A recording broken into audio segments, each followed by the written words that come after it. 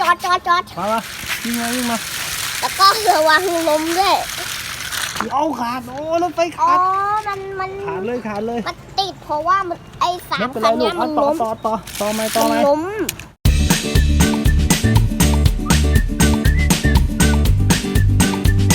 สวัสดีค่ะยินดีต้อนรับเข้าสู่ Happy Win Win Family ครับวันนี้หนูจะมาต่อรถไฟให้ยาวที่สุดเลยครับ แต่ละขบวนของรถไฟจะมีทั้งแบบเก่าๆแล้วก็ใหม่ๆอะครับ ครับวันนี้ก็ย้อนต้อนรับเข้าสู่ช่อง Happy Win Family นะครับพอดีวันนี้เป็นคนเจอของเล่นเก่าๆของเล่นใหม่ๆนะครับเก่าๆและใหม่ๆจะเป็นรถไฟนะครับนี่เราวินบอกว่าป๊าเราเอามาต่อได้ไหมเอามาต่อกันได้ไหมให้มันยาวได้ไหม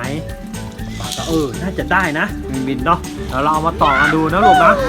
มาเรารถไฟมาต่อกันดูรถไฟชื่ออะไรบ้างลูก โทมัสไหนโทมัส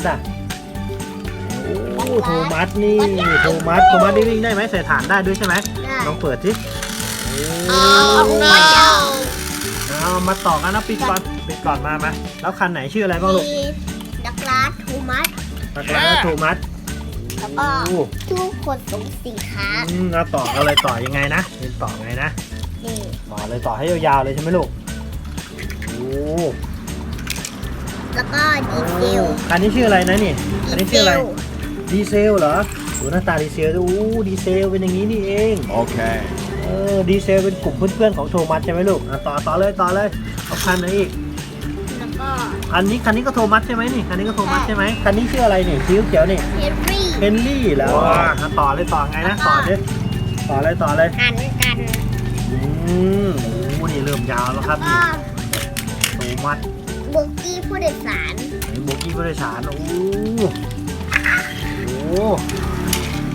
ไหนคันนี้ชื่ออะไรนี่ก็ที่ใส่ของโทมัสเหรอแล้วคันนี้ล่ะคันชื่ออะไรวิกเตอร์ใช่เหรอไหนมีเราไม่มาต่ออีกลูกมาต่อให้ยาวไปเลยต่อยังไงนะให้ดูหน่อยสินี่หันหน้าเข้าหากันเหรอทำไมไม่หันหลังก็ปกติรถไฟมันต้องหันหน้าเข้าขากันใช่เหรอมันต้องหันหลังสิอันนี้ไม่ใช่หันหน้าเข้าหาคันนี้เหรอใช่ไหมเนี่ยคันเนี้ยใช่ไหมก็ต้องหันหน้ามาสิพอเราไปเห็นในคุณฝรั่งเขาต้องใส่อย่างนี้ก็ได้นะครับยังไงต่อแต่นี่จะใส่ยังไงต่อก็ไม่รู้ต่อยังไงพี่วินต่อ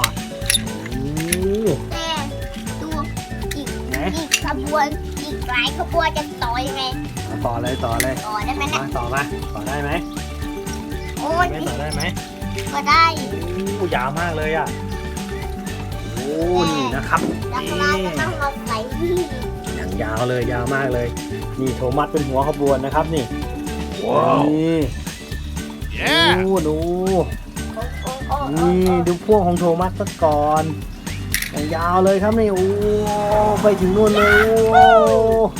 รถไฟเป็นยาวเงี้ยเป็นรถไฟที่ยาวมากเลยเต็มหนูว่าอันนั้นบรรทุกอะไรนี่บรรทุกอันนี้อะไรคันสีดำนี่ยักษ์ร้านเหรอนี่นะครับนี่ยาวเลยแต่หนูจะทำยังไงก็ไม่รู้แล้วโทมัสจะลากไหวไหมนะพี่วินไหวนี่ครับมันต่อยาวเลยนี่โทมัสพ่วงของโทมัสยาวมากเลย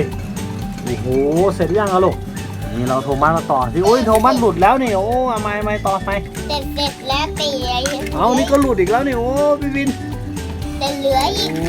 ลองเปิดโทมัสวิ่งได้ไหมนี่อย่างยาวเลยพี่วินดูสิเปิดได้ที่ไหนหักมากมันยาวมากเลยต้องดึงเอาเดี๋ยวลองวิ่งกลับไปสิเอาหมุนกลับไปสิมันต้องปล่อยก่อนปล่อยด้านหลังยาวเลยวิ่งมาลูกมาเลยยิงเลยยาวมากเลยวิ่งอ้อมมาวิ่งอ้อมมาทางนี้ช้าสิลูกรถไฟลมช้ามาหันหน้ามาจอดที่สถานี ค่อยๆไปก่อนไม่งั้น หมุน เดี๋ ดิ ยวล้มหมด โอ้นี่นะครับรถไฟของวินวินอย่างยาวเลยหมุนวิ่งมาลูกโอ้โหอย่างยาวเลยโอ้ โอ้รถไฟจะล้มรถไฟจะล้ม โอ้วิ่งออกมาวิ่งออกทางนี้ทางนี้ อะไร เอาไปแล้ววินเอาอย่างยาวเลยโอ้ แล้วก็มีขบวนหนึ่งเฮนรี่ลากส่งสินค้าอันนี้ขบวนไม่ยาวเท่าไหร่มีแค่2 โบกี้เองอ่ะ นี่นะครับคุณวินนำรถไฟเก่าๆมาต่อครับนี่เป็นรถไฟที่ยาวมากๆเลยนี่นะครับโอ้อย่างยาวเลยสิ แต่บางทีจะคลายก็คว่ำหมดเอง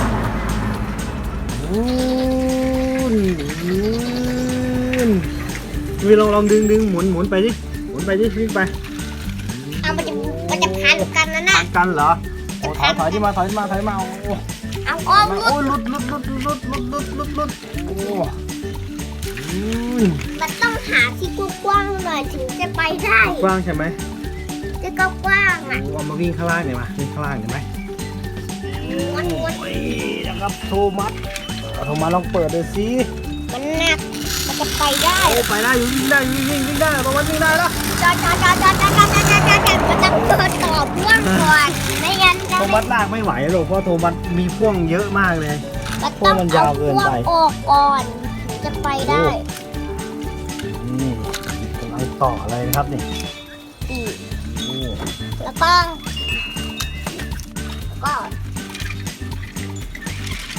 ต่อนี่แล้วก็อีกที่หนึ่ง ไปเลยโอ้วิ่งขึ้นไป ตกความ ยาวเลยคว่ำเหรอ เดี๋ยวจะ วิ่งไป เอาดิ วิ่งขึ้นไปเอาครับเอาเอาลุดโอ้ ความเลย ลุด โอ้รถกันใหญ่แต่หนูว่ามันไปฝั่ง วิ่งมา มันไปฝั่งหนู มาทางนี้แหละลงมานี่เลยลูก โอ้รถไฟจอด มาละวิ่งมา แล้วก็ระวังล้มด้วย เอาขาดโอ้รถไฟ อ๋อ ขาด มัน ขาดเลย มันติดเพราะว่ามันไอ้สาม ไม่เป็น คั ไร น ลู เนี้ ก ยมัน ต่อ ล้ม ต่อไหม มันล้ม ต่อไหม แล้ว วิ่ง ก็ มา เลยหลุดโอ้ ขึ้นมาโอ้วิ่งขึ้นมา แล้วก็ลอง อ้ขาดเลย เดี๋ยว ไฟวิ่งยาวไปหรือเปล่าเนี่ย วิ่งยาวไปมันต้องเอาลงอีก โอ้ มีถอดพ่วงออกแล้วก็เอารู้แค่นี้ก็ ยาวไปหรือเปล่าลูก ไปทำไมจะไม่ไปล่ะ เอาไปโอ้โทมัสมาแล้ว นี่ออกจากแต่ โอ้โทมัสมาแล้วโทมัสขึ้นไป อ้าวพ่วง โทมัสขึ้นไป ใน โทมัสขึ้นไป เดี๋ยว โทมัสมาตรวจปิดก่อนโทมัสกันเลยตุ๊บโทมัสมาแล้วนี่ขึ้นนะ มันติด ช่วยหน่อย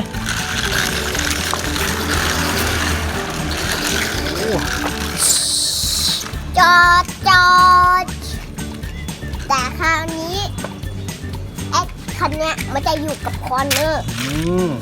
เดี๋ยวจะเปลี่ยนพ่วงใหม่เอาต่อจะอยู่กับโทมัส